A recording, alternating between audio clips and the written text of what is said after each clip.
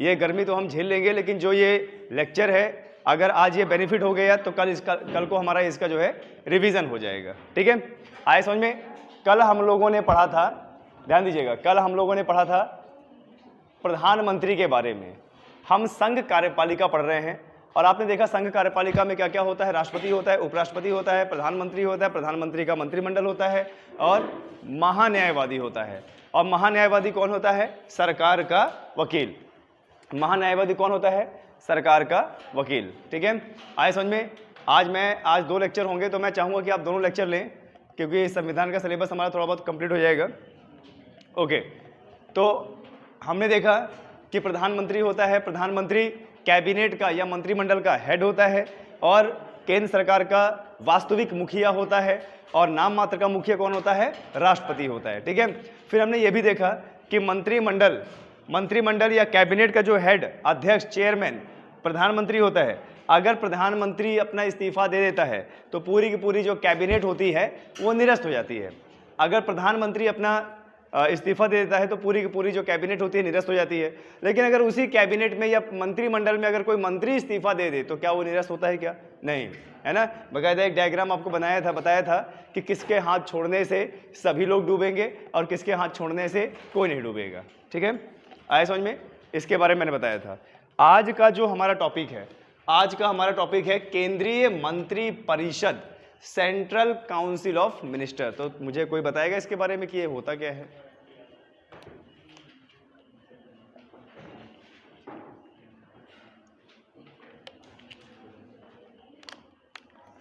Okay, कोई मुझे इसके बारे में बताएगा कि ये क्या होता है? केंद्रीय मंत्री परिषद क्या होता है? कोई मुझे बताएगा? केंद्रीय मंत्री परिषद क्या होता है? काउंसिल क्या होता है? एक समूह। परिषद मतलब एक समूह, सभा, ग्रुप। लेकिन किसका ग्रुप, किसका समूह?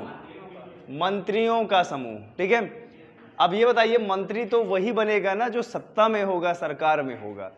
और सरकार में तो वही होगा जिसको बहुमत प्राप्त होगा, है ना। और जिसको बहुमत प्राप्त होगा वही हमारे देश को रूल करेगा। और रूल करने का मतलब ही है देश का चहुमुखी विकास करना, देश को अलग अलग क्षेत्रों में विकास करना। और अलग अलग क्षेत्रों में विकास करना किसी एक व्यक्ति का काम नहीं होता है, बहुत सारे व्यक्ति लगते हैं और बहुत सारे व्यक्ति अपना अपना अलग अलग क्षेत्र जो है देखते हैं और अलग अलग क्षेत्र का विकास करते हैं। इसी व्यक्तियों को बोलते हैं मंत्री का समूह। शुद्ध भाषा में बोले तो मंत्री परिषद, इंग्लिश में बोले तो काउंसिल ऑफ मिनिस्टर। ठीक है, तो हमारे संविधान के 2 अनुच्छेद आपको याद रखने हैं। हमारे संविधान के 2 अनुच्छेद आपको याद रखने हैं। ये 2 अनुच्छेद हमारे कौन कौन से हैं? एक है आपका अनुच्छेद 74 और एक है आपका अनुच्छेद 75। ध्यान दीजिएगा, ये 2 अनुच्छेद आप लोगों को याद रखने हैं। एक अनुच्छेद है हमारा क्या? अनुच्छेद 74 और दूसरा क्या है? अनुच्छेद 75। आपने देखा होगा कि अनुच्छेद 74 और अनुच्छेद 75 ये हमारे किस में है? कौन से भाग में है? भाग 5। ठीक है, भाग 5 की जब भी हम बात करते हैं तो भाग 5 किसको संदर्भित करता है? संघ की कार्यपालिका को। ठीक है, संघ की कार्यपालिका को। और संघ की कार्यपालिका में कौन कौन लोग होते हैं? संघ की कार्यपालिका में होते हैं राष्ट्रपति, उपराष्ट्रपति और प्रधानमंत्री की कैबिनेट और प्रधानमंत्री का महान्यायवादी। प्रधानमंत्री का महान्यायवादी कौन होता है? वकील होता है। प्रधानमंत्री यानी केंद्रीय सरकार की पैरवी करता है कोर्ट में। ठीक है, आया समझ में। और ये महान्यायवादी कौन बन सकता है? कोई वरिष्ठ जज। लेकिन किसका जज? सुप्रीम कोर्ट का जज। ठीक है, आया समझ में। और हर सरकार अपना अपना महान्यायवादी चुनती है, नियुक्त करती है उसको। ठीक है, हर सरकार का अपना अपना वकील होता है। ऐसा नहीं होता है कि कोई कांग्रेस की पार्टी में, मान ली कांग्रेस के कार्यकाल में अगर कोई महान्यायवादी हो गया तो वो अभी तक चलेगा, नहीं। वो एक कहावत सुनी होगी आपकी, जिसकी लाठी उसकी भैंस, है ना। अब जिसकी लाठी उसकी भैंस है, ये कहावत है कि जिसकी लाठी होगी उसकी भैंस भी होगी, है ना। तो आप लोग लाठी लेके कहीं बाहर चले मत जाइएगा कि जिस भैंस के ऊपर रख दिया ये भैंस मेरी, क्योंकि सिद्धांत सर ने बताया था जिसकी लाठी उसकी भैंस। इसमें बहुत मार खा जाओगे आप। ठीक है, कभी इस तरीके से मत कीजिएगा। ठीक है, ये एक कहावत है ना। तो देखिए, जिसकी लाठी उसका भैंस का मतलब जिसकी सरकार उसका महान्यायवादी, जिसकी सरकार उसका महान्यायवादी केंद्र लेवल में, जिसकी सरकार उसका महाधिवक्ता राज्य लेवल में। आए समझ में? भाई राज्य में भी तो सरकार होती है, राज्य की सरकार में भी तो पैरवी करने वाला कोई चाहिए, ठीक है, तो भी वो भी वरिष्ठतम जज होता है। आए समझ में? आज हम पढ़ेंगे मंत्री परिषद के बारे में, और केंद्रीय मंत्री परिषद में भाग 5 के 2 अनुच्छेद हमें बहुत अच्छे से पढ़ने हैं। सबसे पहला क्या है? अनुच्छेद 74। अब ये अनुच्छेद 74 क्या बोलता है? अनुच्छेद 74 बोलता है मंत्री परिषद की सलाह, ठीक है, मंत्री परिषद की सलाह। अब ये जो मंत्री परिषद है ये किसको सलाह देगा? किसको देगा? ये जो मंत्री परिषद है यह सलाह देता है किसको? राष्ट्रपति को, ठीक है, ध्यान दीजिएगा, किसको सलाह देता है? राष्ट्रपति को। यानी हमारे संविधान का भाग 5, हमारे संविधान का भाग 5 अनुच्छेद 74 यह व्यवस्था करता है कि राष्ट्रपति मंत्री परिषद की सलाह पर कार्य करेगा। आया समझ में? क्लियर है? यहां तक कोई दिक्कत? अपने मन से थोड़ी काम कर देगा। सलाह का मतलब क्या होता है? सलाह का मतलब ये होता है कि संसद में मंत्री परिषद जब कोई विधेयक या फिर कोई प्रस्ताव पारित करेंगे तो उस प्रस्ताव के बारे में राष्ट्रपति को बताएंगे, सलाह देंगे। और राष्ट्रपति के पास वीटो पावर होती है, वह 3 चीज उसमें कर सकता है, या तो अपनी सहमति दे दे, या तो चुपचाप अपने जेब में उसको रख ले, और या तो उसको पुनर्विचार के लिए भेज दे। और जब पुनर्विचार के लिए भेजेगा और संसद बिना कुछ टच किए, उसे बिना कुछ परिवर्तन किए दोबारा अगर भेज देगी तो राष्ट्रपति बाध्य हो जाएगा उसे साइन करने के लिए, ठीक है? आए समझ में? और राष्ट्रपति के साइन करने के बाद वो क्या बन जाएगा? Gadget of India. Gadget of India का मतलब भारत का अधिनियम। क्या बन जाएगा? भारत का अधिनियम। तो अनुच्छेद 74 हमारा क्या बोल रहा है? मंत्री परिषद की सलाह पर राष्ट्रपति कार्य करेगा। यानी मंत्री परिषद का कार्य होता है सलाह देना, किसको? राष्ट्रपति को। मंत्री परिषद का यह भी कार्य होता है कि देश की जितनी भी कार्यवाही होती है उसमें अपना सलाह देना प्लस अपनी भूमिका निभाना, ठीक है? आए समझ में? ओके, अब आते हैं अनुच्छेद जो है 75। अनुच्छेद जो है 75, अनुच्छेद 75 में क्या है कि मंत्रियों की नियुक्ति, ठीक है, मंत्रियों की नियुक्ति। अब देखिए, ये जो मंत्रियों की नियुक्ति होती है ये किसके सिफारिश पे होती है?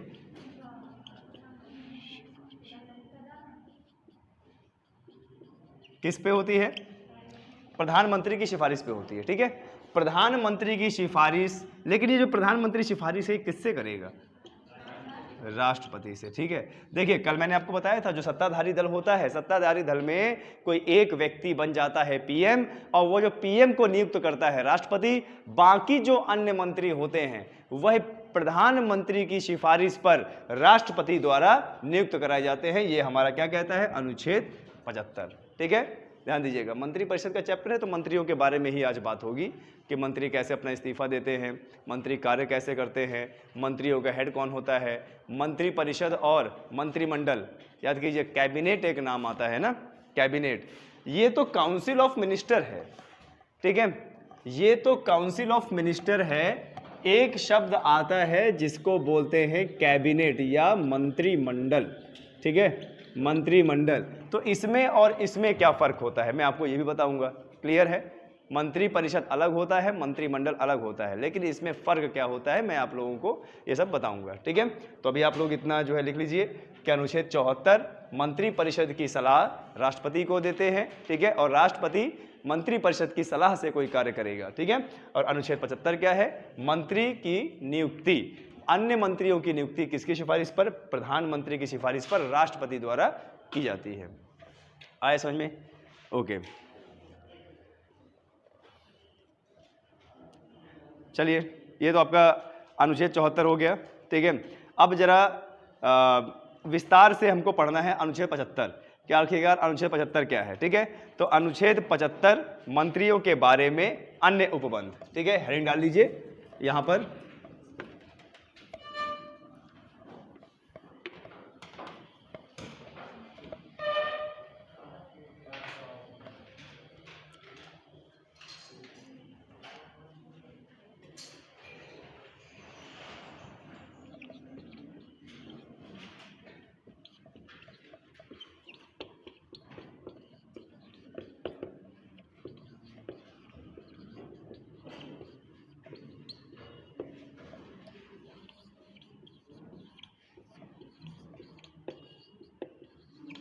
ठीक है।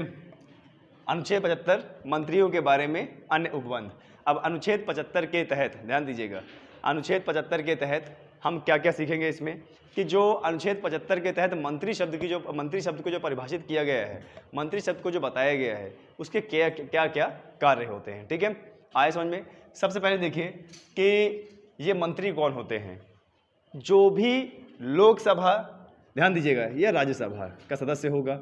लोकसभा, आपको बता दें, कल मैंने आपको बताया था कि पूरे भारत में जितने भी जिले हैं, एक या दो से ज़्यादा जिलों को मिला के लोकसभा क्षेत्र बनाया जाता है, और उस पूरे लोकसभा क्षेत्र में से कई लोग अलग अलग पार्टी से खड़े होते हैं, उम्मीदवार होते हैं। ठीक है, देश चलाने के लिए उम्मीदवार खड़े होते हैं, और जिस पार्टी को बहुमत मिला वह बहुमत वाली सरकार लोकसभा में जाएंगे।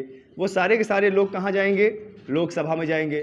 जो भी पूरे भारत के अलग अलग हिस्से से जीत के आए हैं, ध्यान दीजिएगा, जो भी अलग अलग हिस्से से जीत के आए हैं किसी भी एक पार्टी का, जिस पार्टी को बहुमत मिला है, तो वो क्या आएंगे? वो आएंगे सीधे लोकसभा में। और लोकसभा में बहुमत मिलेगी तो इतने सारे लोग जब बैठेंगे, बहुमत वाले लोग जब बैठेंगे, इन्हीं सब में से एक बन जाएगा क्या? पीएम। और इस पूरे लोगों में से जो बहुमत दल प्राप्त है, इन सभी लोगों में से कुछ चुनिंदा लोगों को बना दिया जाएगा क्या? मंत्री। क्या बना दिया जाएगा? मंत्री। लेकिन यहां पर तो बात मंत्री परिषद की आ रही है। किसकी बात आ रही है? मंत्री परिषद की बात आ रही है। तो जितने लोग जीत के आए हैं भाई, बहुमत तो मिलता है कम से कम 360, 370, 380, 350 लोगों को, ऐसे करके बहुमत मिलता है।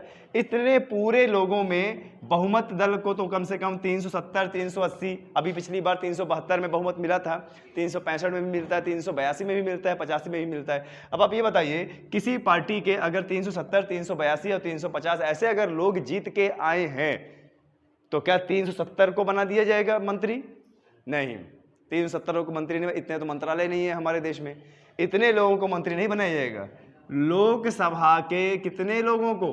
लोकसभा के अधिकतम 15% सीटें, जितने भी लोकसभा में लोग हैं या जितने भी लोकसभा में सदस्य हैं, उनका 15% लोग किस में आ पाएंगे? मंत्री परिषद में, काउंसिल ऑफ मिनिस्टर में। यहां पर एक प्रश्न आता है कि काउंसिल ऑफ मिनिस्टर यानी मंत्री परिषद में अधिकतम कितने सदस्य हो सकते हैं? तो वहां पर ये नहीं बोलता 15, 16, 18, वहां पे सीधे ऑप्शन आता है कि लोकसभा के सदस्य, कुल सदस्यों का कितना? 15% हो सकते हैं। आए समझ में? अब क्योंकि सन 2026 में हमारे लोकसभा की सीटें बढ़ेंगी, तो लोकसभा की सीटें बढ़ेंगी तो सीधी सी बात है ये परसेंटेज भी बढ़ेगा। आए समझ में? लेकिन फिलहाल कितना है? 15%। तो कुल मिला के 60 या 70 लोग आते हैं। आपको बता दें, कुल मिला के कितने लोग आते हैं? 60 या 70 लोग इसमें पहुंच पाते हैं। 60 या 70 लोगों का पूरा मंत्री परिषद होता है, और 60 से 70 लोगों में 15 से 20 लोगों का होता है कैबिनेट। ठीक है, यानी मंत्री परिषद बड़ा होता है और कैबिनेट छोटा होता है। प्रधानमंत्री कैबिनेट उन्हीं लोगों से बनाता है जिन पर वह बहुत ज़्यादा विश्वास करता है। ठीक है, उन्हीं लोगों का, 15-20 लोगों का अपना एक कैबिनेट बना लेगा, अपना एक विश्वास पात्र लोग बना लेगा। ठीक है, आपको बता दें, पार्टी में बहुत सारे लोग ऐसे भी होते हैं जो बहुमत लेके आते हैं लेकिन अंदर से खोखला करते जाते हैं ना, आपने देखा होगा। फिर उसके बाद होता है दल बदल, है ना। कई सारे लोगों को लगता है कि इस पार्टी का इस्तीफा दे दिया जाए, दूसरी पार्टी में जीत दिया जाए, क्या पता जीत जाए फिर से विधायक बन जाए, फिर नहीं बनते हैं, है ना। ये चीज़ है। ऐसा भी आपने देखा होगा, जो अभी चुनाव हुए थे विधानसभा के, इसमें देखा होगा आपने कि कई सारे लोगों ने इस्तीफा दिया, कुछ जीते कुछ हारे, एक है चलता रहता है। ठीक है, ये चीज़ है। आए समझ में? तो यहाँ पर मंत्री परिषद का एक हमारा प्रश्न बन गया कि मंत्री परिषद में अधिकतम कितने लोग हो सकते हैं? लोकसभा के 15% या फिर लोकसभा के सीटों के गुणे 15/100। ठीक है, आए समझ में? ओके, फिर सबसे बड़ा पॉइंट जो आपके यूपी PCS RO ARO में आता है, ठीक है, कि इतने सारे बहुमत लोगों में जो मंत्री परिषद का हिस्सा होते हैं, यह किसके प्रति उत्तरदायी होते हैं? ठीक है, जैसे ये बताइए, आप यहाँ पर तैयारी कर रहे हो, ठीक है, आप यहाँ पे तैयारी कर रहे हो और आप बहुत ही अच्छी तैयारी कर रहे हो। ठीक है, मान लो आपका तैयारी करते करते, इतनी अच्छी तैयारी करते करते नहीं हुआ, कौन जिम्मेदार होगा? हैं? तुम जिम्मेदार होगे। ठीक है, तुम ही जिम्मेदार होगे। क्यों? क्योंकि आप एकेडमी के रूल एंड रेगुलेशन से नहीं चल रहे हो, आप सिर्फ यहाँ पर 3 घंटा पढ़ रहे हो, वो भी जो है ज़बरदस्ती, है ना। बाहर आप नहीं पढ़ रहे हो, बाहर आप जानते ही नहीं हो कि एकेडमी क्या होती है, ये चीज़ है। अब मान लो आप खूब पढ़ रहे हो लेकिन नहीं पास हो पाए, तो उसके जिम्मेदार कौन होंगे? आप होंगे। यानी आप अपनी तैयारी के जिम्मेदार कौन हुए? खुद हुए।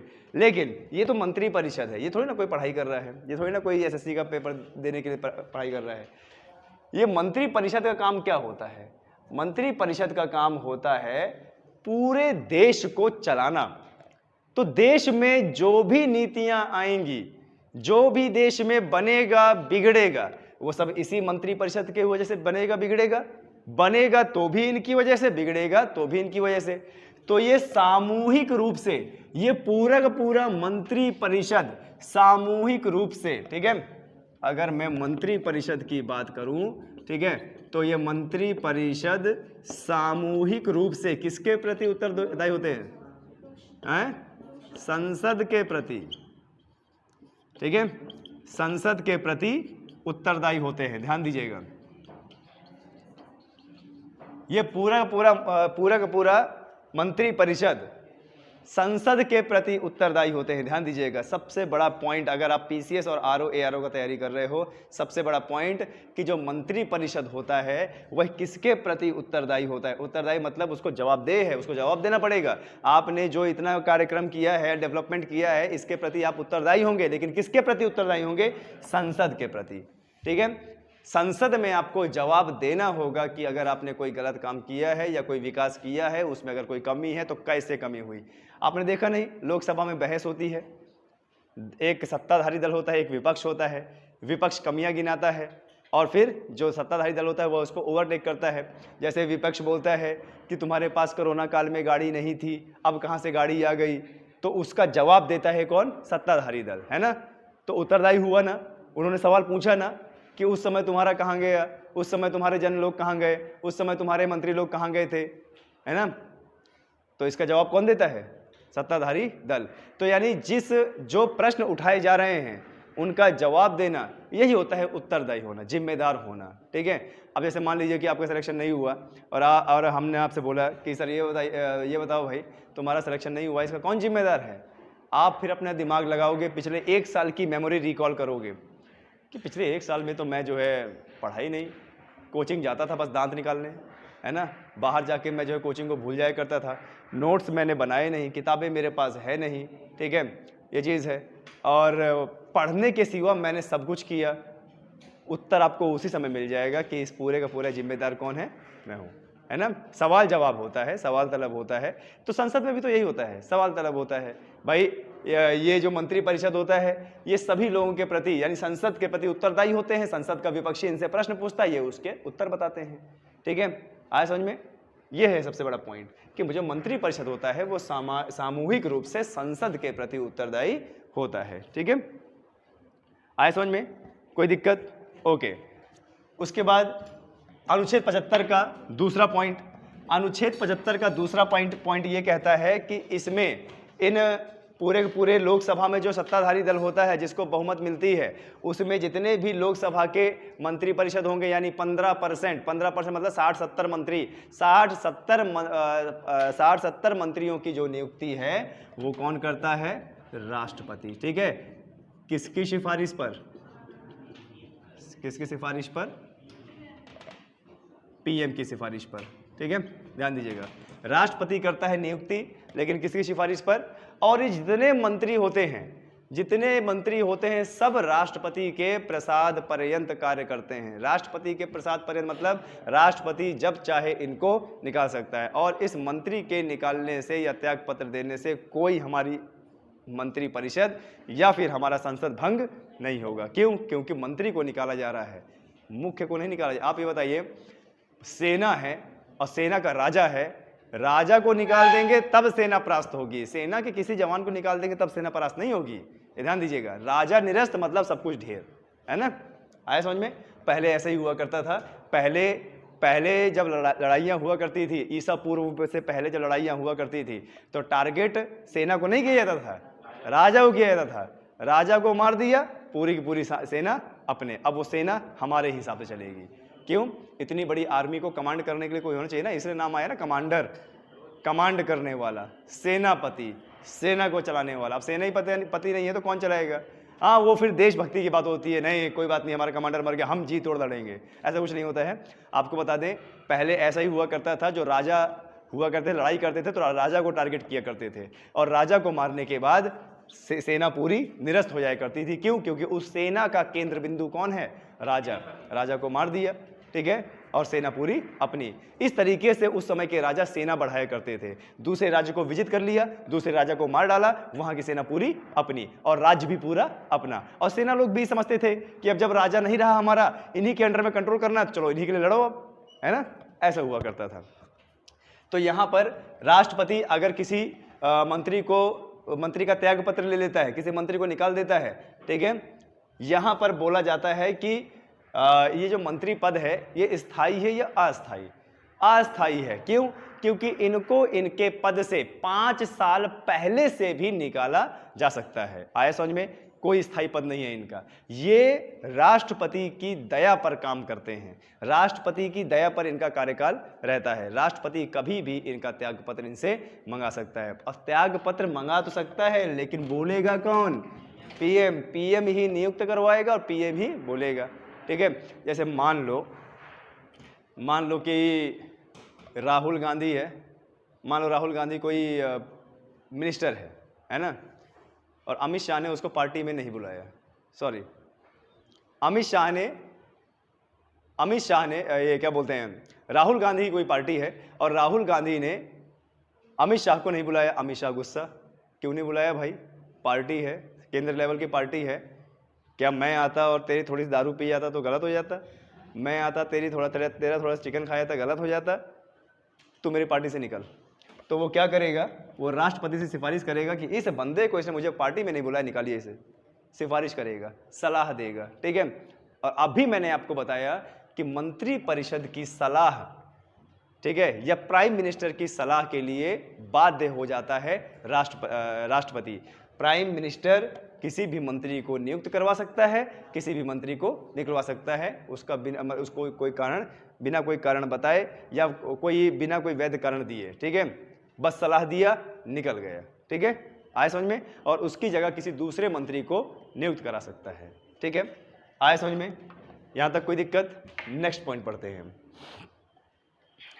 कुल कितने % होने चाहिए? ओके। लोकसभा में जो सत्ताधारी दल है, लोकसभा की सीटों का कुल कितना होना चाहिए? 15%, ठीक है। आखिरकार ये उपबंध हमारे भारतीय संविधान में कब आया? ये उपबंध हमारे भारतीय संविधान में 91वें संविधान संशोधन, ठीक है, सन 2003 में आया।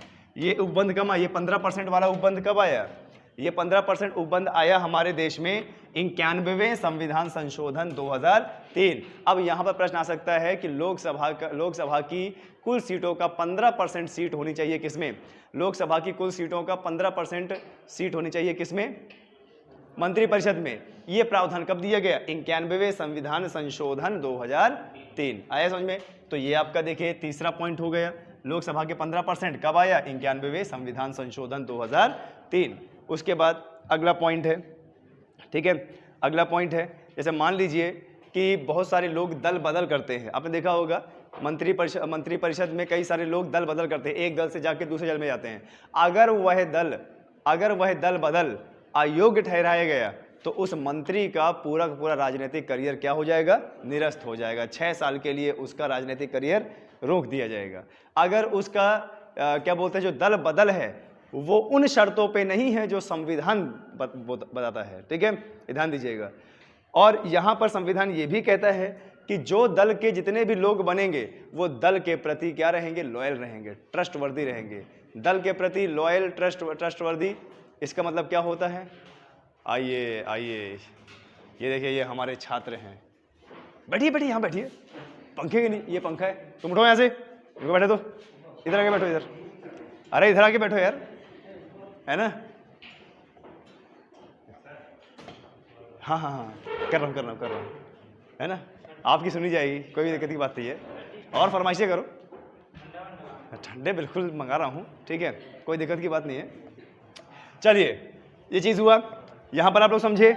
अब देखिए, आपको एक चीज़ बता दें, दल बदल आपने अभी कुछ दिन पहले एक डेढ़ महीने पहले ये देखा होगा, जब चुनाव चल रहे थे विधानसभा में, तो कई सारे लोगों ने दल बदल किया था, एक दल से दूसरे दल में गए थे। अगर वह दल बदल संविधान के नियम और शर्तों से नहीं है तो उसका पूरा राजनीतिक करियर क्या हो जाएगा?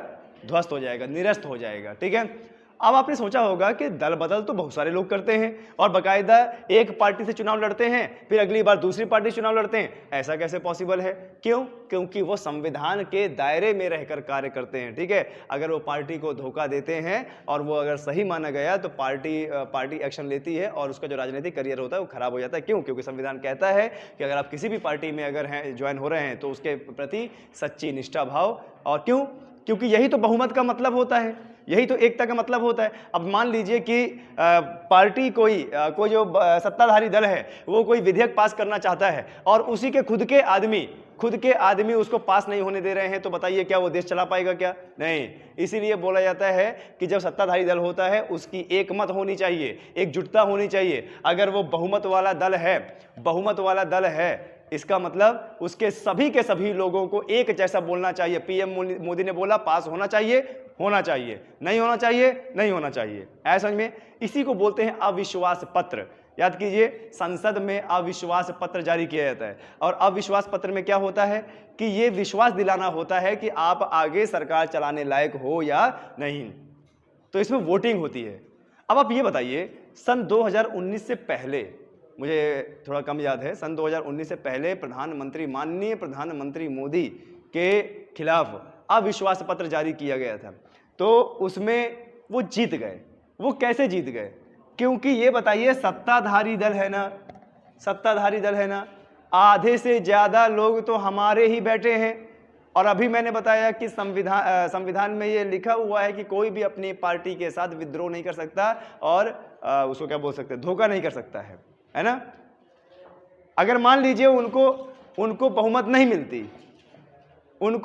नहीं मिलती तो सरकार गिर जाती ना। अविश्वास पत्र अगर जारी हो जाता, उनको बहुमत नहीं मिलती, सरकार गिर जाती, सरकार दूसरी बनती उस समय। लेकिन सरकार दूसरी बनी क्या? नहीं, सभी लोगों ने सहमति दी। इसका मतलब ये जो 372 लोग थे, इन्होंने पूरी की पूरी अपनी पार्टी के साथ सहमति का बर्ताव किया और पार्टी को आगे बढ़ाने का कार्य किया। आए समझ में? अटल बिहारी के समय में, जब अटल बिहारी प्रधानमंत्री थे, उस समय इनकी जो सरकार है 1 वोट से गिर गई थी।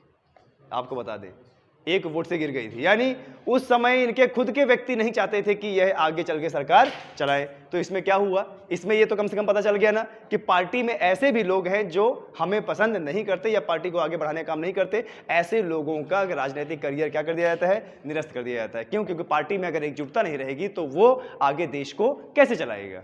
आया समझ में? क्लियर है? अब ऐसे मान लो कि हम सब लोग क्या है, मंत्री परिषद हैं और मैं पीएम हूं और तुम मेरा साथ ना दो देश चलाने में, तो देश चल ही नहीं सकता है। ठीक है, आया समझ में? इसीलिए जो मैं कह रहा हूं वो आपको कहना पड़ेगा। क्लियर है? और अगर आप नहीं कहते हो तो फिर ये पार्टी टूट जाएगी, सरकार गिर जाएगी, दूसरे को सरकार बनाने को मौका मिल जाएगा। ठीक है, ये चीज है। ये क्या होता है? अविश्वास पत्र। ठीक है, ओके, इतना तो समझ में आया? कोई दिक्कत? यहां तक अगर कोई डाउट हो तो पूछ सकते हो।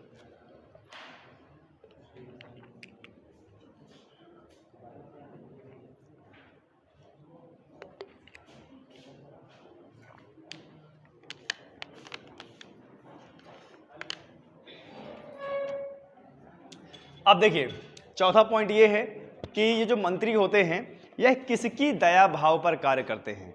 यह जो है कार्य करते हैं राष्ट्रपति की दया भाव पर। यानी राष्ट्रपति जब तक चाहे इनको मंत्री पद में नियुक्त कर सकते हैं और जब चाहे इनको हटा सकते हैं, लेकिन वहां पर सलाह देगा कौन? पीएम। आए समझ में? संसद के प्रति तो उत्तरदायी होते ही होते हैं, लेकिन ये लोग नियुक्त कहां होते हैं? लोकसभा में। यानी सबसे ज्यादा उत्तरदायी ये होते हैं लोकसभा के प्रति, क्योंकि इनका ऑफिस यही होता है। इनका जो है क्या बोलते हैं, जो कार्यालय आप बोल सकते हो, कार्य करने का इंस्टीट्यूट यही होता है। यहीं पर ये डिसीजन लेते हैं। ठीक है, और यहीं पर उस डिसीजन को पास करवाते हैं। यानी लोकसभा के प्रति वास्तविक रूप से यह उत्तरदायी होंगे। आया समझ में? क्लियर है? कोई दिक्कत? देखिए, ऑप्शन में अगर संसद आएगा तो लोकसभा नहीं आएगा। अगर लोकसभा आएगा तो संसद नहीं आएगा, क्योंकि वहां पर तो तुम्हारे फूफा को नहीं बनाना है पेपर, वहां पे आईएएस लोग पेपर बनाते हैं। ना तुम्हारे फूफा को बनाना है ना हमारे फूफा को बनाना है, ठीक है। मेरे फूफा इतने पढ़े लिखे नहीं हैं, ठीक है। आई थिंक आपके भी इतने ही नहीं होंगे, ठीक है, पढ़े हैं, ओके फिर देन कोई बात नहीं। आपको बता दें, देखिए जब पेपर बनाया जाता है, आपको बता दें जब पेपर बनाया जाता है तो इतनी ज़्यादा साइकोलॉजिकल दिमाग लगा के बनाया जाता है। उन्हें पता होता है कि जब बच्चा गलती करेगा तो कहाँ पे करेगा, ठीक है। इसीलिए आपने देखा होगा कि मैथ के कैलकुलेशन में जब ऑप्शन बनते हैं तो जो आपका गलत उत्तर आ रहा होता है वो ऑलरेडी ऑप्शन में होता है। उन्हें पता है कि बच्चा कहाँ पर गलती करेगा, ठीक है।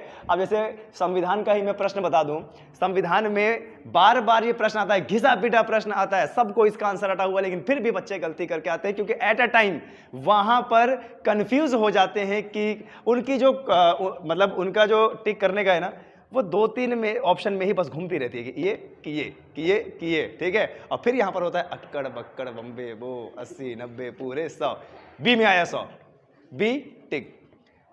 बताता हूं, जैसे भारत का प्रथम गवर्नर जनरल, सुनिएगा भी ध्यान से, आपको आता होगा, अच्छी बात है, बताने की कोशिश न कीजिएगा। भारत का प्रथम गवर्नर जनरल, भारत का प्रथम गवर्नर जनरल। अब आपको बता दें, इसमें भारत के जितने भी प्रथम है ना, सब डाल देगा। वॉरेन हेस्टिंग है ना, विलियम बेंटिक, और वायसराय कौन था, लॉर्ड कैनिंग, ये तीनों डाल देगा। और ये तीनों अपने अपने क्षेत्र में कहीं ना कहीं क्या है, प्रथम है। वॉरेन हेस्टिंग की बात की जाए तो वॉरेन हेस्टिंग बंगाल के प्रथम गवर्नर जनरल थे। विलियम बेंटिक की बात की जाए तो विलियम बेंटिक भारत के प्रथम गवर्नर जनरल थे। लॉर्ड कैनिंग की बात की जाए तो लॉर्ड कैनिंग भारत के प्रथम वायसराय थे।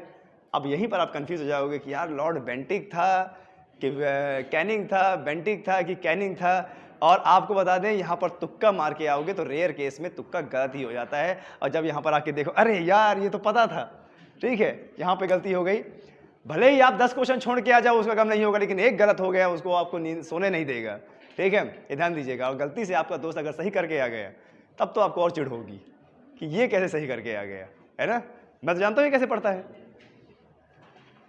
ओके, तो देखिएगा बॉयज एंड गर्ल्स, आप लोगों को ये पता होना चाहिए, आप लोगों को ये पता होना चाहिए कि प्रथम कौन है, लेकिन किस क्षेत्र में है। आए समझ में? यहां पर आपको राष्ट्रपति और गवर्नर में भी फर्क आना चाहिए। यहां पर आपको राष्ट्रपति और प्रधानमंत्री में भी, देखिए जहां हम जाते हैं प्रधानमंत्री का बोलबाला होता है, न्यूज़ सुनते हैं प्रधानमंत्री, कहीं जाता है प्रधानमंत्री, ठीक है, आप समझ में आ गया। राष्ट्रपति से ज़्यादा हम प्रधानमंत्री सुनते हैं, तो यही हमारी साइकोलॉजिकल दिमाग बन जाता है कि कार्यकारी परिषद का भी हेड होगा प्रधानमंत्री, देश का हेड होगा प्रधानमंत्री। पर यहीं पर आपको क्वेश्चन टेक ओवर करने की कोशिश करता है, शब्द देके वास्तविक नाम मात्र, वास्तविक नाम मात्र, बस यहीं पर आप जो है झुलस के रह जाएंगे। ये ध्यान दीजिएगा, ठीक है। मैथ के कैलकुलेशन में देख लीजिए, मैथ के कैलकुलेशन में कभी कभी होता है ना 74 और 704, है ना, 74 और 704, बहुत ज़्यादा कन्फ्यूजन रहता है। अब वो दिमाग से हमारे खेलता है, 74, 400, 704, ये लो, या फिर अब ऐसे चाइनीज ऑप्शन दे देगा, ऐसे चाइनीज ऑप्शन दे देगा। अब चाइनीज तुम देखोगे सभी के सभी एक जैसे, ठीक है। चाइनीज लड़की शादी मत कर लेना, वहां जाओगे तो कंफ्यूज हो जाओगे, किसी दूसरे की औरत को उठा लेके आ जाओगे, ठीक है। ध्यान दीजिए, सब एक जैसे लगेंगे। अब ये बताइए, ये ऑप्शन क्या सब जैसे एक जैसे नहीं लग रहे, है ना। आपका अगर एक बार में आ गया ये, तो आपको लगेगा यही सही ऑप्शन मिल रहा है, जबकि होता क्या है ये। ध्यान दीजिएगा, मैंने कई बार ऐसे सवाल कराए हैं जिसमें ये दोनों में बड़ी मारामारी हुई है। किसी का 74 आता है तो किसी का 704, है ना, क्योंकि वो बीच वाला जीरो भूल जाता है। कोई भी संख्या अगर एक बार में कट जाए पूरी की पूरी और अगली संख्या छोटी हो, दूसरी संख्या लेनी पड़े, तो हमें लगाना पड़ता है जीरो, है ना, ये चीज है। चलिए आगे बढ़ते हैं। आप लोगों को पता चल गया कि जो प्रधानमंत्री होते हैं ये राष्ट्रपति के प्रसाद पर्यंत कार्य करते हैं, ठीक है। आए समझ में? अगला, जब ये मंत्री पद धारण करते हैं, मंत्री पद धारण करने से पहले यह गोपनीयता की शपथ लेते हैं, संविधान की शपथ लेते हैं। तो इनको गोपनीयता और संविधान की शपथ कौन दिलवाता है? देखो दो कन्फ्यूजन है ना, प्रधानमंत्री और राष्ट्रपति। प्रधानमंत्री, अभी मैं बार बार हटाए जा रहा हूं कि प्रधानमंत्री हेड होता है, प्रधानमंत्री नियुक्त कराता था, प्रधानमंत्री इस्तीफा भी मंगवा ले सकता है आपका राष्ट्रपति के। तो आपके दिमाग में एक आंसर आया अभी, देखो प्रधानमंत्री है ना, राष्ट्रपति, ध्यान दीजिएगा, एक आंसर यहां पर किसी ने बोला है प्रधानमंत्री, ठीक है। राष्ट्रपति गोपनीयता और संविधान की शपथ दिलाता है, ठीक है, आया समझ में, क्लियर है। अब इनके कुछ कार्य कि जब ये मंत्री परिषद में नियुक्त हो जाते हैं तो इनके कार्य क्या होते हैं, ठीक है।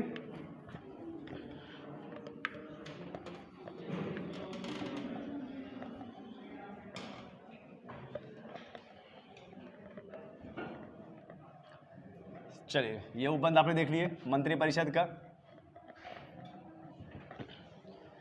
आगे बढ़ते हैं।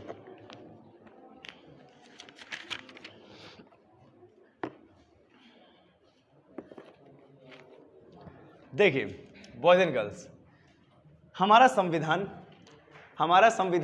यह भी कहता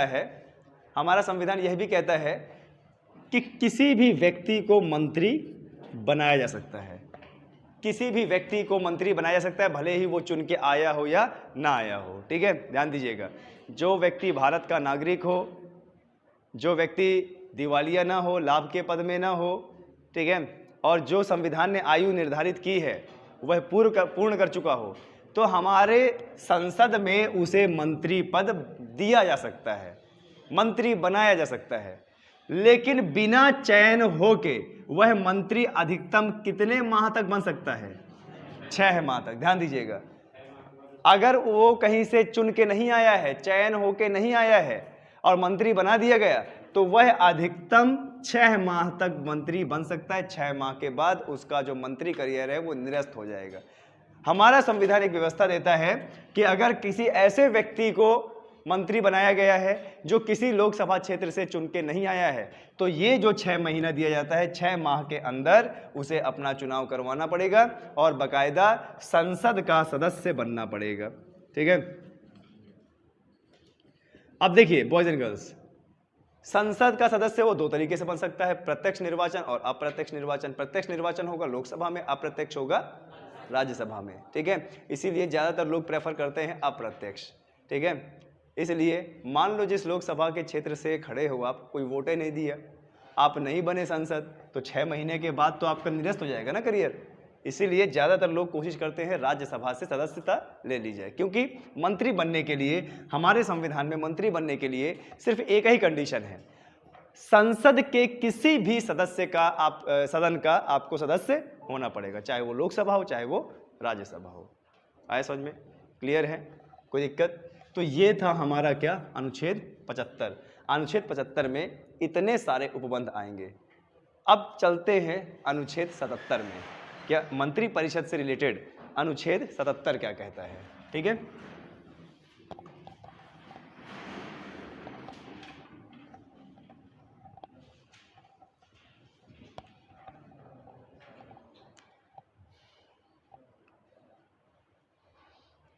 भारत सरकार द्वारा कार्यवाहियों का संचालन, अनुच्छेद 77 क्या बोलता है?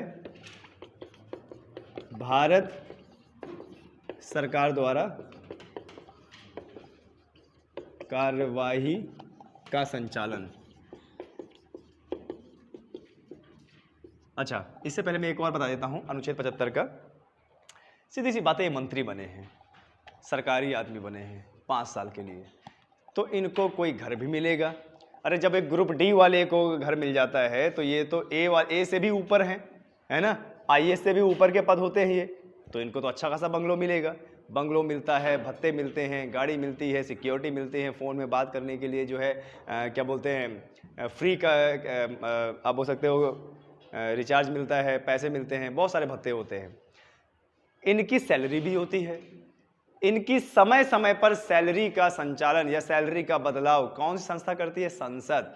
ध्यान दीजिएगा, मंत्रियों की सैलरी समय समय पर संसद निर्णय लेती रहती है, ठीक है, कि मंत्रियों की जो सैलरी है वो क्या होनी चाहिए, अब कितना बढ़ना चाहिए, कितना डीए मिलना चाहिए, कितना एचआरए मिलना चाहिए और क्या भत्ते मिलने चाहिए, है ना।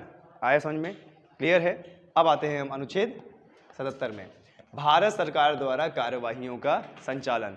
जब भी कोई नई सरकार, ध्यान दीजिएगा, जब भी कोई नई सरकार आती है तो नई सरकार आते ही वह अपना बजट पेश करती है और पूरे देश में विकास कार्य करवाना शुरू कर देती है।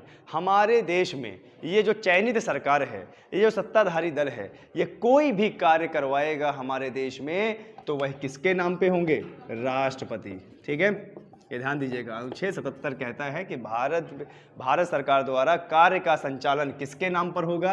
राष्ट्रपति के नाम पे। ठीक है, कोई स्कीम आएगी तो राष्ट्रपति के नाम पे, संचित निधि से पैसा निकाला जाएगा तो राष्ट्रपति के नाम से। ठीक है, और अगर कोई अधिनियम या विधि बनाई जाएगी तो भी किसके? राष्ट्रपति के नाम से। ठीक है, अब यहाँ पर प्रश्न आ सकता है कि भारत सरकार द्वारा कार्य का संचालन राष्ट्रपति के द्वारा किया जाता है, कौन से अनुच्छेद में वर्णित है? अनुच्छेद 77, या अनुच्छेद 77 के हिसाब से जितने भी कार्य कराए जाएंगे वह राष्ट्रपति के नाम पर कराए जाएंगे। ठीक है, आए समझ में? राष्ट्रपति के नाम पर तो कराए जाएंगे, लेकिन उसके पीछे वो कार्य करने वाली कार्यपालिका कौन है? पीएम और उसका मंत्रिपरिषद। पीएम और उसका मंत्रिपरिषद। जो भी डिसीजन लिया जाता है वो होता है पीएम और उसके मंत्रिपरिषद का। लेकिन आपको एक चीज बता दें, उसमें साइन कौन करता है? राष्ट्रपति।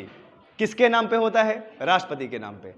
कल को अगर कोई गलत डिसीजन भी ले लिया गया या गलत कानून बना दिया गया तो उसमें राष्ट्रपति को कुछ नहीं बोला जाएगा। राष्ट्रपति के खिलाफ आप केस नहीं दर्ज कर सकते। पता है क्यों? क्योंकि वो तो सिर्फ साइन कर रहा है। ठीक है, वो वास्तविक पावर नहीं है। ये संविधान में व्यवस्था है कि राष्ट्रपति के कार्यकाल के दौरान उसके लिए गए किसी भी डिसीजन पर आप केस नहीं कर सकते। न्यायोचित वो नहीं है। क्यों नहीं है? क्योंकि उसका डिसीजन उसका नहीं होता है। किसका होता है? प्रधानमंत्री वाली मंत्रिपरिषद का, नेतृत्व वाली मंत्रिपरिषद का। ठीक है, प्रधानमंत्री बहुत अच्छा पद है। ठीक है, 35 वर्ष की आयु हो कर लो, भारत के नागरिक हो जाओ, लाभ के पद में ना हो। अगर कोई टीचर उचर की जॉब करते हो तो छोड़ देना। ठीक है, और राष्ट्रपति बनना, 5 लाख वेतन मिलेगा। ठीक है, रायसीन पहाड़ी, अरावली श्रेणी की रायसीन के पहाड़ी के ऊपर क्या है? बढ़िया महल बना होगा, बहुत सारे कमांडो होंगे आपके पास, 50 घुड़सवार जो है सेना होगी आपके पास, है ना। बढ़िया जो है 5 लाख रुपए मिलेगा आपको। और 5 लाख रुपए कहाँ इन्वेस्ट करोगे, कहाँ रखोगे, है ना। हाँ, तो राष्ट्रपति बोल रहा हूँ, राष्ट्रपति बनना कितना आसान है। अच्छा सॉरी, मैं प्रधानमंत्री गलती से निकल गया, राष्ट्रपति की बात कर रहे हैं, है ना। राष्ट्रपति 35 वर्ष का हो जाइएगा और बेरोजगार होइएगा ना, तो एक बार सोचिएगा क्या राष्ट्रपति में एक बार ट्राई करते हैं, है ना। बहुत अच्छा वेतन है, बहुत अच्छा स्कोप है, 5 लाख रुपए पर मंथ मिलता है, सिक्योरिटी अलग से। ठीक है, और कहीं भी जाओगे तो बढ़िया एकदम आलीशान जो है जाओगे, ट्रेन से, हेलीकॉप्टर से, प्लेन से, कहीं भी जाओगे। ठीक है, ये ध्यान दीजिएगा, कुछ नहीं करना है, बस एक साइन करना है, एक साइन करना है। साइन करने का 5 लाख रुपए, साइन करने का 5 लाख रुपए, और 5 साल तक जो भी मन हो वो खा सकते हो। ठीक है, पनीर टिक्का मंगा लो, ठीक है, कढ़ाई पनीर मंगा लो, अरे कुछ भी खा सकते हो, आपको बता दें। ठीक है, ध्यान दीजिएगा, आपके पीछे जो है कई सारे लोग रहेंगे, कई हमारे इंडियन आर्मी के मेजर, कप्तान, ये सब जो है आपकी 24 घंटे सिक्योरिटी में रहेंगे, बहुत बड़ी सर्विलांस में रहोगे। ठीक है, आया समझ में। तो ये भी एक करियर है, पर हाँ सीट एक ही है। ठीक है, सीट एक ही है, सीट क्या है? एक ही है, और दावेदार जो है बहुत सारे हो जाएंगे, ये ध्यान दीजिएगा। क्लियर है। राष्ट्रपति बनने के लिए आपके पास 50 अनुमोदक होने चाहिए और 50 प्रस्तावक होने चाहिए। ठीक है, आया समझ में। कर लो कोशिश, क्या पता बन जाओ, है ना। इससे बढ़िया करियर क्या है ना। 1 महीने का 5 लाख रुपए, तो 12 महीने का कितना? 12 पंचे 60 लाख रुपए, तो 5 साल का कितना? हाँ, 3 करोड़ रुपए। तो क्या हो गया? यहाँ पर ये बताइए, कोचिंग में आपने देखा होगा, हर कोचिंग में आंधाधुंध भीड़ होती है, तो क्या सबको नौकरी मिल जाती है क्या? नहीं, जो उसके योग्य होता है मिलती उसी को है, आपको बता दें। और राज्य की अगर नौकरी हो तो कुछ लोग जबरदस्ती जो है योग्य बनवा लेते हैं। ठीक है, आपको बता दें। चलिए आगे बात करते हैं। तो पहला देखा आपने, अनुच्छेद 77 में भारत सरकार द्वारा कार्यवाही का संचालन कौन करता है? राष्ट्रपति के नाम पर होता है। आपके साथ आ गया? ओके, देखिए, इस कार्य को और सुगम बनाने के लिए समय समय पर मंत्री परिषदों की बैठकें होती हैं। ठीक है, जब कोई डिसीजन लिया जाता है तो अकेले नहीं लिया जाता है, उसमें मंत्री परिषद की बैठक होती है। ठीक है, मंत्री परिषद के लोग उसमें विचार विमर्श करते हैं, डिसीजन लेते हैं क्या हमारे देश के लिए लाभदायक है या नहीं है। ठीक है, ये चीज़ देखा जाता है। आपको बता दें, जैसे हमारे देश में बहुत बड़े बड़े कार्य होते हैं और हमारे देश में उसमें लाभ भी हुआ है। जैसे आपने देखा होगा कि हमारा एक वर्ग, देखिए पहले जो है क्या हुआ करता था कि जो निम्न वर्ग, क्या ऐसे लोग जो गरीबी रेखा के नीचे हैं, ध्यान दीजिएगा, गरीबी रेखा के नीचे हैं, जीवन यापन अच्छे से नहीं हो पा रहा है, पैसा जो दलाल लोग हैं, जो ठेकेदार लोग हैं, पैसे उसके मार जाया करते थे। ठीक है, आपने देखा होगा सूरत पंजाब के लोग जब कमाने जाया करते थे, या आप बोल सकते हो कि अनरजिस्टर्ड सेक्टर, ठीक है, बोल सकते हो, ठीक है, वहाँ से जब लोग पैसा कमा के लाते थे। अब जैसे पहले क्या लोग हुआ करते थे, साल डेढ़ लाख, 7 साल वहाँ काम किया करते थे और लाख 1.5 लाख रुपए लेके आए करते थे, सूटकेस में भर के, पैंट में भर के, मोजे में भर के, जूते में भर के। और आपको बता दें कि ये सूरत इसी चीज़ के लिए बहुत ज़्यादा फेमस है कि उनको पता है कि ट्रेन में अगर कोई व्यक्ति जा रहा होगा तो उसमें अधिकतर लोग सूरत के होंगे, पैसा लेके जा रहे होंगे घर। तो उस समय जेब कतरे बहुत हुआ करते थे, चोरी कर लिया करते थे, ठीक है, और आदमी को पैसे चोरी करके ट्रेन से फेंक दिया करते थे। तो इसका इलाज सन 2014 में बीजेपी की सरकार में बहुत अच्छा हुआ। क्या हुआ? जनधन अकाउंट खुलवा दिया सरकार ने, ठीक है, कई करोड़ों की तादाद में जनधन अकाउंट खुलवाया। कैसे? कहीं भी काम करोगे आप, आपका पैसा डायरेक्टली कहाँ पे आएगा? खाते में, ठीक है। इतनी बड़ी देखो स्कीम करा दी। पहले ठेकेदार लोग क्या किया करते थे कि किसी का भी काम हो जाए तो पैसा उसे पूरा नहीं देते थे और काम भी नहीं देते थे। अगर कोई बोले कि मुझे यहाँ पर मनरेगा में काम करना है तो काम नहीं देते थे, डील पे काम दिया करते थे कि जितना भी कमाएगा 100 रुपये मेरा, 50 रुपये मेरा, तब जाके तुझे काम दूंगा। तो वो मजबूरन में उसे करना पड़ता था। अब क्या है? अब उसके पास जनधन अकाउंट है जी, वो बस वहाँ पर काम करने जाएगा और उसका पैसा ऑलरेडी अकाउंट में आ जाएगा। ये बहुत बड़ी मुहिम हुई। देखिए हमारे देश में बहुत सारी स्कीमें चली, लेकिन आपको बता दें उज्ज्वला योजना के तहत हमारे देश में घर घर में सिलेंडर दिए गए, है ना। प्रधानमंत्री ने मुहिम लगाई लोगों से कि जो लोग संपन्न हैं सब्सिडी छोड़ दें, तो वही सब्सिडी हम गरीबों में काम करेंगे। कितना संपन्न हुआ? घर घर लोगों ने सरकार ने मीटर लगवाया। देखो आज आपको बता दें, मैं पिछले 10 साल का डेटा बताता हूँ, पिछले 10 साल का डेटा, 2014 से पहले का डेटा। हमारे गांव में, हमारे मोहल्ले में लाइट नहीं आई थी, ठीक है, और किसी को आशा भी नहीं थी कि लाइट आ गई, लाइट आएगी कभी जीवन में, क्यों अभी तक नहीं आई तो अब क्या आएगी। लेकिन जैसे ही सरकार बदली, परिवर्तन हुआ, तुरंत घर घर में लाइट आ गई। कहाँ? पहले डिबरी में लोग जिया करते थे, ठीक है, डिबरी जानते हो ना, डिब्बी, केरोसिन का तेल भरा, उसमें एक धागा डाला कॉटन का और वो जलना चालू, ठीक है, तो उससे रोशनी हुआ करती थी। आज देखो घर घर में जो है क्या बोलते हैं, लाइट आ गई है, CFL सरकार दे रही है, CFL लाइट दे रही है, मीटर दे रही है, लोग पंखा लगा रहे हैं, ठीक है, सुविधाओं का फायदा उठा रहे हैं। ये चीज़ है। मनरेगा इतना ज़्यादा टेक्निकल हो गया कि लोगों का पैसा स्वतः खाते पे आ जाता है। उसके बाद है कौशल विकास केंद्र। अगर आप कुछ करने लायक नहीं हो, सरकार यहाँ भी आपको ध्यान दे रही है, कौशल विकास केंद्र खुलवाए, 60 से भी ज़्यादा कोर्सेज करवा रही है वहाँ पे, खुद के पैरों पे खड़ा होने के लिए। सरकार चाहती है कि आदमी इतना ज़्यादा पैसा कमाए और जितना ज़्यादा पैसा कमाएगा उतना ज़्यादा टैक्स देगा, जितना ज़्यादा टैक्स देगा उतना ज़्यादा सरकार को फायदा होगा, हमारा देश क्या है? बढ़ेगा। आप ये बताइए, खुद से कोई बिजनेस करोगे तो सीधी सी बात है, उस बिजनेस का जितना भी पैसा होगा टैक्स भी तो दोगे। कुछ बिजनेस करोगे, सामान मंगवाओगे, कहाँ से मंगवाओगे? कंपनी से। कंपनी उतना प्रोडक्शन आपके लिए करेगी, है ना। अब जैसे मान लीजिए कि हमारे एकेडमी में अगर बच्चे बढ़ते हैं, अभी देखिए हमारी एकेडमी में पहले 3 पार्टीशन थे, ठीक है, बच्चे बढ़े, हमें एक पार्टीशन खोलना पड़ा, और बच्चे बढ़े, हमें दूसरा पार्टीशन खोलना पड़ा। आप जिस क्षेत्र में बैठे हो, इस क्षेत्र में पहले 3 हॉल हुआ करते थे, अब कितने हैं? एक ही हॉल है। आपको बता दें, अभी देखना जैसे जैसे और नोटिफिकेशन आता है, बच्चे और बढ़ेंगे तो हमें लगता है कि हमें उसे भी खुलवाना पड़ेगा, ठीक है, ये चीज़ है। और बढ़ने के बाद मुझे लगता है कि दूसरे वाले हॉल में हमें शिफ्ट करना पड़ेगा, ये चीज़ है। अब सरकार यही तो कंसेप्ट चाहती है कि सरकार आपको सस्ता लोन देके आपसे बिजनेस करवाए। स्टैंड अप इंडिया और स्टार्टअप इंडिया, 2 बहुत बड़ी स्कीमें कराई, स्टैंड अप इंडिया और स्टार्टअप इंडिया, कि आप अपने पैरों पे खड़े होइए, आप जो है बिजनेस कीजिए। जितना ज़्यादा बिजनेस करेंगे सरकार को उतना ज़्यादा टैक्स देंगे, और जितना ज़्यादा सरकार के पास टैक्स आएगा उतना देश हमारा जो है उन्नत होगा, और उतना ही पैसा सरकार हमारे ऊपर खर्च कर सकती है। आज देखिए हाईवे बना हुआ है, कॉरिडोर जा रहा है, एयरपोर्ट बन रहा है, ठीक है, जहाँ देखिए करबी, आप सब लोग उदाहरण हो, करबी में डीजल इंजन चला करते थे ना, अब कौन से इंजन चलते हैं बताइए?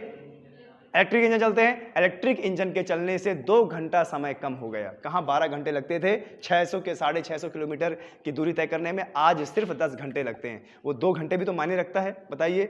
आप मान लीजिए कि आपको दिल्ली जाना है, तो यहाँ से सब कुछ कार्य करके शाम के बैठ जाओ, सुबह 4 बजे दिल्ली, और वहां से भी सुविधा है, वहां का पूरा कार्य करके उसी दिन सुबह शाम के 8 बजे बैठ जाओ और यहाँ पर 3-4 बजे फिर अपने घर पे। देखिए कितनी सुविधा हो गई। तो ये सब कैसे होगा? जब सरकार के पास पैसा आएगा। आए समझ में? यही पूरी कार्यवाही, यही पूरा सोचना ये कौन करता है? मंत्री परिषद लोग करते हैं। आए समझ में? कोई दिक्कत? ओके, आगे देखिए, एक आदमी सभी विकास नहीं कर सकता है, एक आदमी पूरे विकास नहीं कर सकता है, ठीक है। पीएम मोदी, पीएम आप किसी को भी बना दो, ठीक है, लेकिन क्या एक आदमी पूरे डिपार्टमेंट को चला सकता है? क्या नहीं। इसीलिए होता है क्या? मंत्री परिषद। और मंत्री परिषद जो भी मंत्री बनाए जाते हैं उनको अलग अलग क्या दिए जाते हैं? मंत्रालय, ठीक है। जाइए मंत्री बनिए और अपने अपने मंत्रालय का कार्य संभालिए और देश को आगे बढ़ाने का कार्य कीजिए, ठीक है। तो आपने देखा होगा शिक्षा विभाग या शिक्षा मंत्रालय, रेलवे मंत्रालय और विज्ञान एवं प्रौद्योगिकी मंत्रालय, इतिहास का अलग मंत्रालय होता है, भाषाओं का अलग मंत्रालय होता है, SC/ST का अलग मंत्रालय होता है। ये सब अपने अपने कार्य को, अपने अपने क्षेत्र को देखते हैं, ठीक है, और उसको आगे बढ़ाने का कार्य करते हैं। आया समझ में?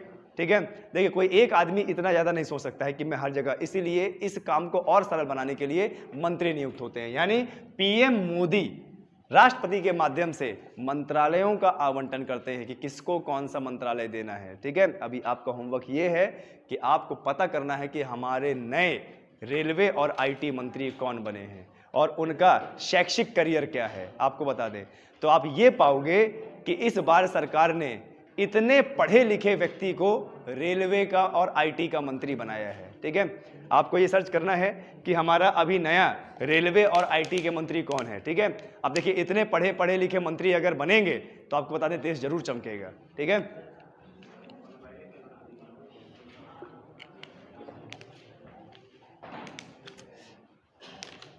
अब आते हैं हम अनुच्छेद 78। अब आते हैं हम अनुच्छेद 78, ठीक है। अनुच्छेद 78, ठीक है। ये क्या बोलता है? ये बोलता है प्रधानमंत्री के कर्तव्य, प्रधानमंत्री के कर्तव्य, ठीक है।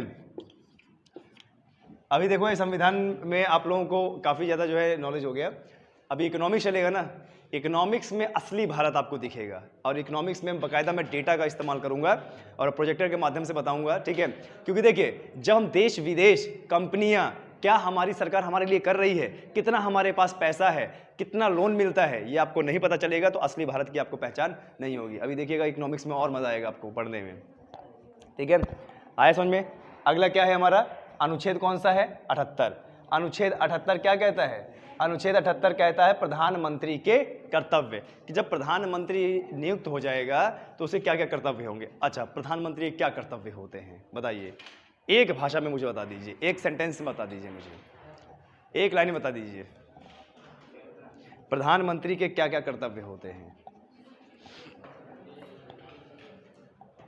कोई मुझे टाइम बताएगा? 12-20, ओके। चलिए मुझे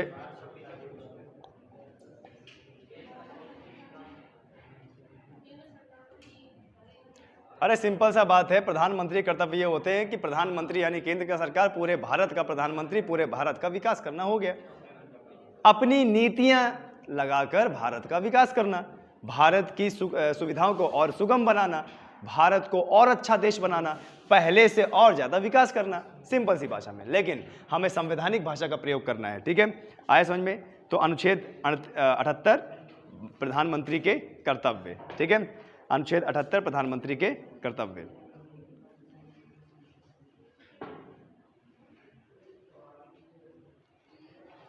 ठीक है। देखिए अब प्रधानमंत्री कर्तव्य और प्रधानमंत्री कार्य क्या होते हैं।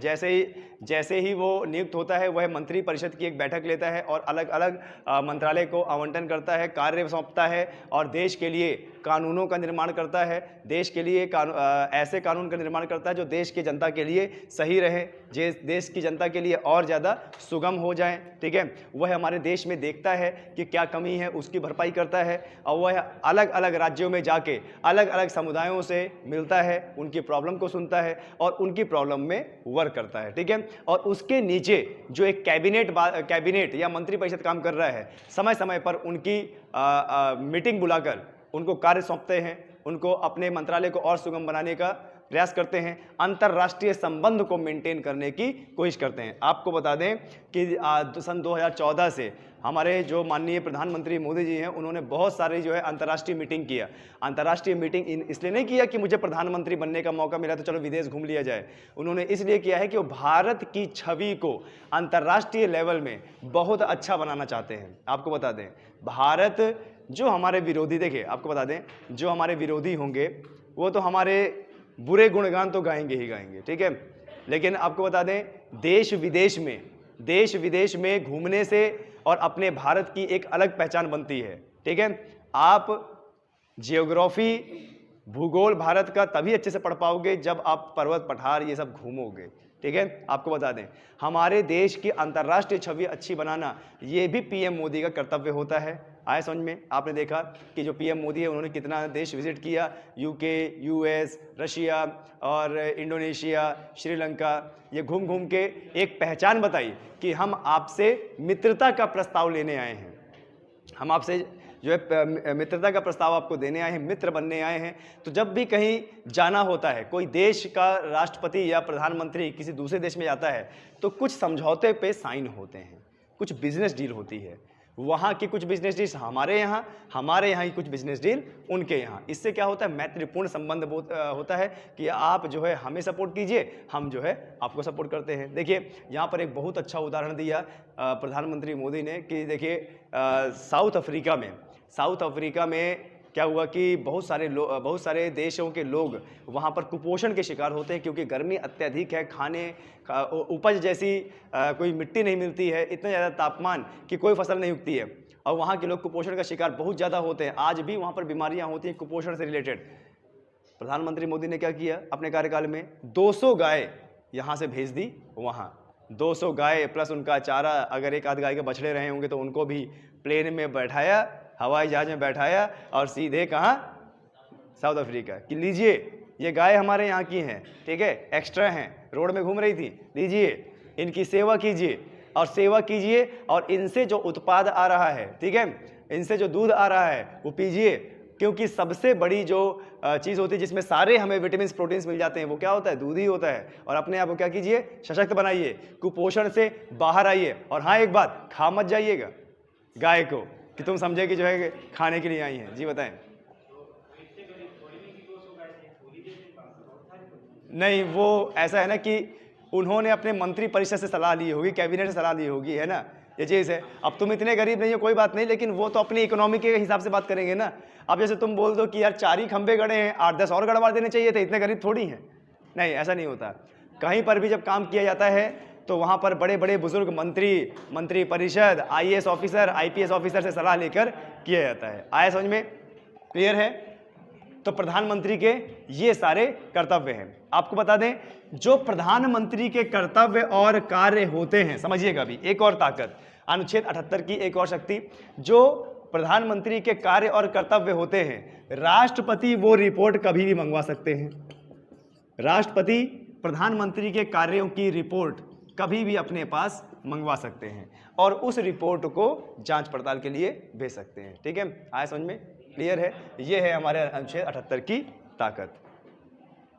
चलिए आगे बढ़ते हैं।